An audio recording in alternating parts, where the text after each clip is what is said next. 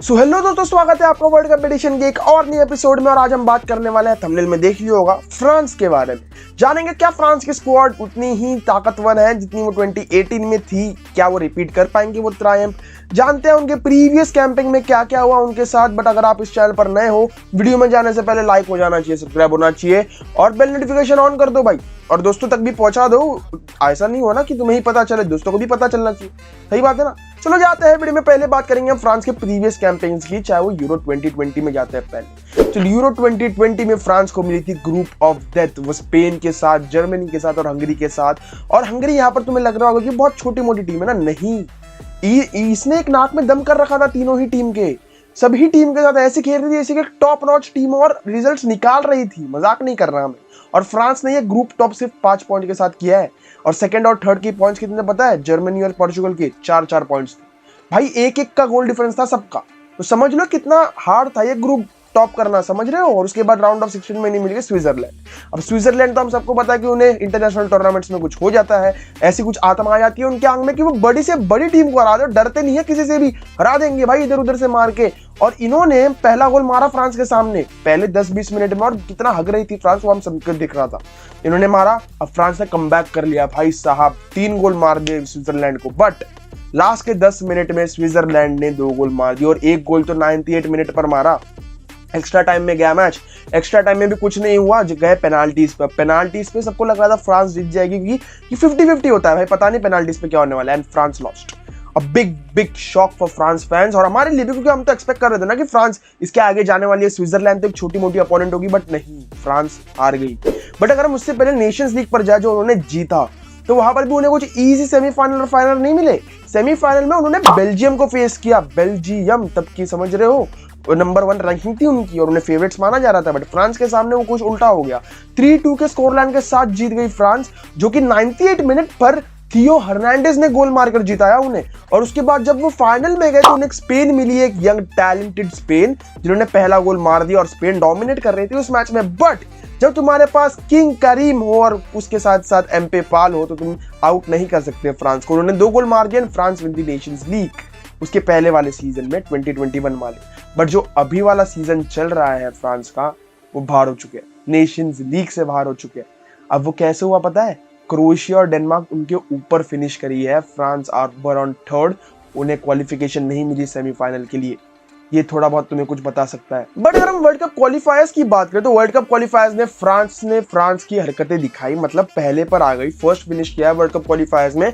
उसके साथ ही साथ इन्होंने एक मैच में 8 गोल भी मारा था कजाकिस्तान के सामने। रिलेटिवली इनको इजी ग्रुप मिली, यूक्रेन, बोस्निया, कजाकिस्तान ऐसी टीम्स मिली है। बट फिर भी गोल डिफरेंस इनका 15 का था, सिर्फ 3 गोल्स कंसीडर्ड। हाँ, तुम्हें बोल सकते हो कि इनको बहुतों से बहुत रिलेटिवली इजी ग्रुप मिली थी, इसीलिए टॉप कर पाए। बट फिर भी कुछ टीम्स ऐसी थी जिन्हें इजी ग्रुप मिले बट वो क्वालिफाई नहीं कर पाए, उन्हें प्लेऑफ्स खेलने पड़े। अब मैं डायरेक्टली पोर्चुगल पे नहीं बोल रहा, मैं बोल रहा हूँ इटाली भी थी उसमें स्वीडन भी थी, तो उनको भी क्वालिफायर्स खेलने पड़े थे। और ये थोड़ा सा तुम्हें अंदेशा दे देता है कि वर्ल्ड कप क्वालिफायर्स में इजी ग्रुप मिले तो तुम क्वालिफाई कर सकते हो ऑब्वियसली। बट उसके साथ साथ तुम्हें गोल्स मारने पड़ते हैं जीतने के लिए, जो फ्रांस ने बखूबी निभाया। बट उनकी यूरोज 2020 वाली परफॉर्मेंस और रिसेंटली नेशंस लीग वाली परफॉर्मेंस देखते हुए ये कहीं ना कहीं थोड़े से रफ एंड टफ दिख रहा है कि वही वो 2018 वाली एकदम स्मूथ सेलिंग फ्रांस की टीम नहीं है। यहाँ पर बहुत से रेफरेंसेस बदले हैं। यहाँ पर कांटे और पॉगबा नहीं होने वाले, ये याद रखिए। इनकी मिडफील्ड थोड़ी अनस्टेबल होने वाली है शायद से। डिफेंस में बहुत भर कर इनके पास प्लेयर्स पड़े हैं, बट फिर भी ये कहीं ना कहीं वैसे ही केस है जहाँ पर अब एक टाइम पे बहुत अच्छा खेल लो और एक टाइम पे ऐसे दिख रहे हो कि आप दुनिया की बेहतरीन टीम हो, बट फिर भी आप बॉल अपने पास रख नहीं पा रहे हो, खेल नहीं पा रहे हो। बट अब बात करते हैं इनके स्क्वाड सिलेक्शन की, जो डिडियर डिशॉम्स ने अनाउंस की थी कल। तो गोलकीपर्स में इन्होंने चूज किया लॉरिस, अरियोला एंड मंडांडा। देखिए, मैगनान को चूज इसलिए नहीं किया क्योंकि वो इंजर्ड है, नहीं तो वो भी खेल लेते। बट हमें ये तो पता है कि लॉरिस का इसमें रोल बहुत अहम होने वाला है क्योंकि वो कैप्टन है और वही गोलकीपर होने वाले हैं 2018 में जैसे थे। डिफेंडर्स में इनके पास कोनाटे, पवार्ड, कुंडे, सालिबा का इंक्लूजन देखते बहुत खुशी हुई। मतलब आर्सेनल में बंदा खेल रहा है यार, बहुत तगड़ा डोमिनेट कर रहा है प्रीमियर लीग को, और उसे नहीं लेते तो फिर बहुत तगड़ी लॉस हो जाती मेरे हिसाब से इनके लिए। लुकास हर्नांडेज का तो होना इसमें बनता ही है। बायर्न के लिए जिस तरह परफॉर्मेंसेस देते जा रहा है बंदा, मेरे हिसाब से वो एक एडिशनल थ्रेट हो जाता है ऑपोजिशन के लिए, क्योंकि बंदे को बॉल चलाना भी बहुत तगड़े आता है भाई। अगर तुम बायर्न में देखो, ये बंदा पीछे से बॉल ऐसे डालते हैं जैसे कि कोई मिडफील्डर खेल रहा हो।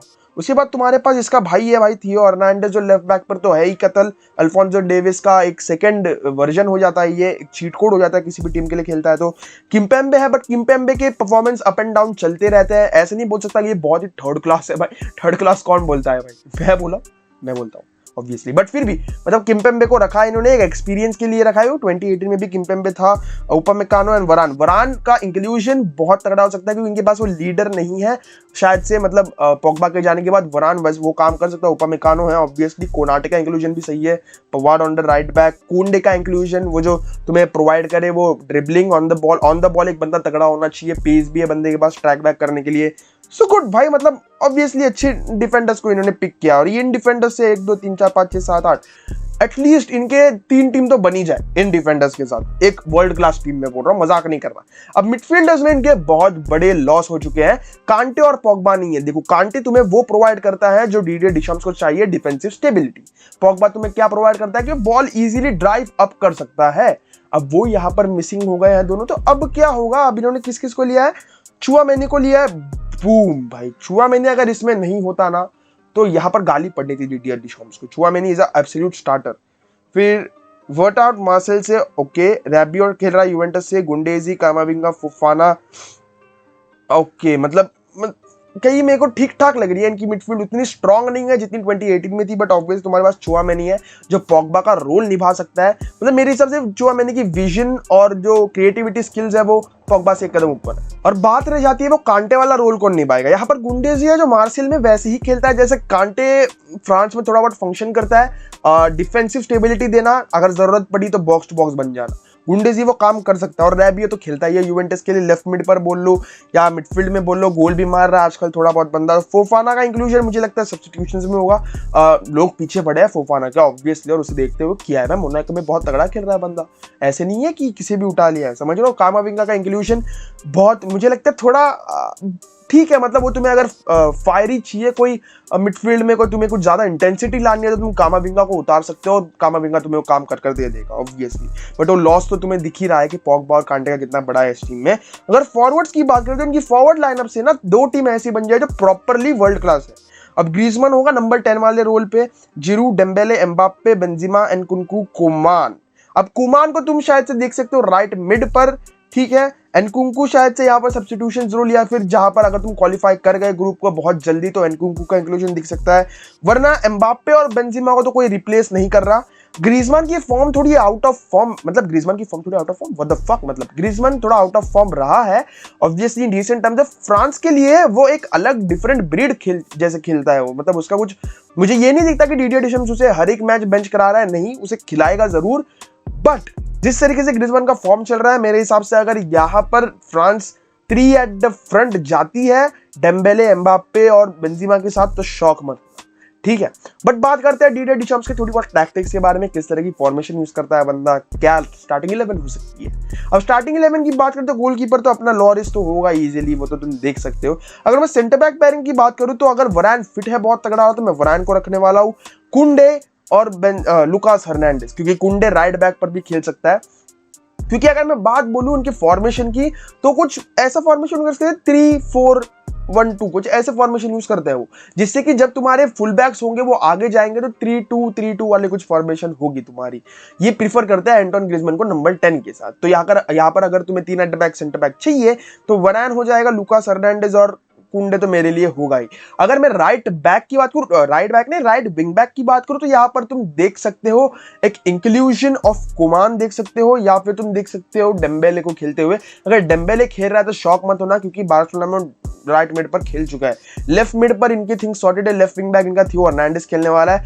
2 मिडफील्डर में बात आ जाती है कि चुआमेनी एक गारंटेड मिडफील्डर है मेरे लिए, क्योंकि मुझे वो बॉल ड्राइव करनी है आगे, और अगर मुझे कुछ ऐसी बॉल्स क्रिएटिविटी लानी है मेरी मिडफील्ड में तो Tchouameni is the biggest thing France के पास है। उसके साथ उसके पार्टनर में मैं रखूंगा शायद से गुंडेजी को रखूंगा मैं, क्योंकि मुझे वो बंदा चाहिए जो डिस्ट्रक्ट करे उस मिडफील्ड को, वो डिफेंसिव थोड़ी स्टेबिलिटी दे। और गुंडेजी डिफेंसिव स्टेबिलिटी में मार्सेल में दिख चुका है हमको कि बहुत तगड़ा है। जिन्होंने देखा है मार्सेल में गुंडेजी को वो जानता है कि गुंडेजी इंटरसेप्शंस बहुत तगड़े कर रहा है, एरियल डुएल्स भी जीत जाता है बंदा।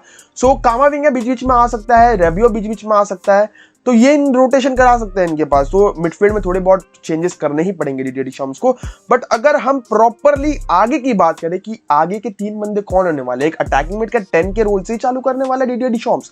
अगर 10 के रोल से चालू करने वाला है तो ग्रीजमैन का इंक्लूजन पक्का हो जाता है, और एनकुंकू को भी देख सकते हो नंबर 10 रोल में। But Griezmann would be a undisputed starter Didier Deschamps के लिए इन दिस फ्रांस वाली स्क्वाड में। और आगे की बात कर रहे हो तो बेंजीमा, और वो तो है ही भाई, बेंजीमा और एम्बापे। अगर तुम्हें बेंच कराना हो किसी को, कोई इंजर्ड है, कोई फटीग दिख रहा है, तो एम्बापे को बेंच करके डेम्बेले को डाल सकते हो, या बेंजीमा को बेंच करके डेम्बेले को डाल सकते हो। उनके पास पेस की कमी नहीं है। राइट बैक पर तुम्हारे, राइट विंग बैक पर तुम्हें डेम्बेले का ऑप्शन मिल जाता है, कोमान का ऑप्शन मिल जाता है। But obviously right wing back पर वो ज्यादा एम्फोसाइज करेंगे, क्योंकि वो एक पार्ट है जो उनके लिए बहुत इंपॉर्टेंट है।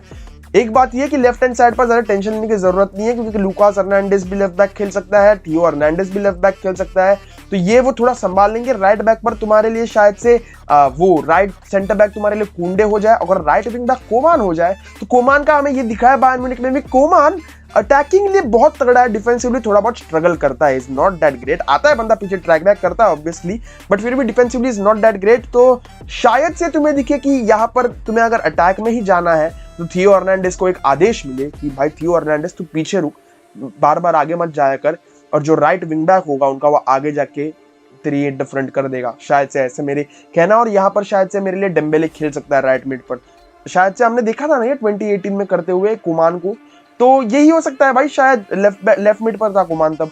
तो तुम्हारे बताओ भाई, तुम्हारे ओपिनियन क्या है? ये फ्रांस की स्क्वाड बहुत तगड़ी है, बहुत आगे तक जा सकती है इजीली। और जैसे कि मैंने बताया कि थोड़े बहुत अड़थले रहे हैं इनके चलन में, कि स्मूथ नहीं रही है इनकी सेलिंग, बहुत से ऐसी चीजें हुई है कि इनके साथ कि अब भरोसा नहीं कर सकते फ्रांस पर, अब भरोसा कर सकते, अब भरोसा नहीं कर सकते। कुछ ऐसे मैचेस हुए हैं जहां पर देख के लगता है भाई ये फ्रांस खेल रही है कि कोई और खेल रहा है, समझ रहे हो? तो ये एकदम ये फेवरेट्स तो है भाई, ऐसे स्क्वाड के साथ फ्रांस जो लेकर जा रही है, फेवरेट्स नहीं मानेंगे तो क्या मानेंगे? तुम्हारे थॉट्स क्या इस पर ये बताओ। मिलूंगा अगले वीडियो में, तो good bye, take care, peace out. और अगर वर्ल्ड कप के बाद जानना है तो मेसी का वीडियो अपलोड हो चुका है, वो जाकर देखो जरूर। Good bye, good bye. Subscribe कर लेना भूलना नहीं भाई, सब्सक्राइब करना भूलना नहीं, बेल नोटिफिकेशन दबाना। Good bye, Jai Hind.